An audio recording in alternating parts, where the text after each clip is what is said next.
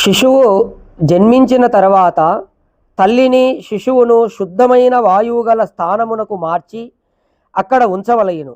అక్కడ సుగంధయుక్త దర్శనీయ పదార్థములను ఉంచవలయును. శుద్ధ వాయువు గల ప్రదేశమున భ్రమణము చేయించుట ఉచితము. ఆవు పాలు, మేకపాలు, దాదీపాలు లభించని తావుల యందు ఉచిత వ్యవస్థను చేసుకొనవలయును. ఏలయనగా ప్రసూత స్త్రీ శరీర అంశముతో శరీరము ఏర్పడును. కావున స్త్రీ ప్రసవ సమయములో నిర్బల అగును. అందుచేత ప్రసూత స్త్రీ పాలు త్రావింపరాదు. పాలు స్రవింపకుండునట్లు స్థరచిద్రములపై ఓషధి లేపనము చేయవలెను. అందువలన 2వ మాసములోనే స్త్రీ యువతి కాగలదు. అంతవరకు పురుషుడు బ్రహ్మచర్యమును అవలంబించి వీర్య నిగ్రహము మనర్పవలయును. ఏ స్త్రీ పురుషులు ఈ విధముగా చేయుదురో వారికి ఉత్తమ సంతానము, దీర్ఘాయువు, బలము, పరాక్రమ వృద్ధి కలుగుతూనే ఉండును.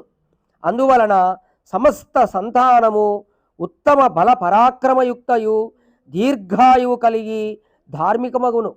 స్త్రీ యోని సంకోచము, శోధనము పురుషుడు వీర్యస్తంభనము చేయవలెను. అందువలన మరలా కలుగు సంతానమంతయు ఉత్తమమైనది అగును.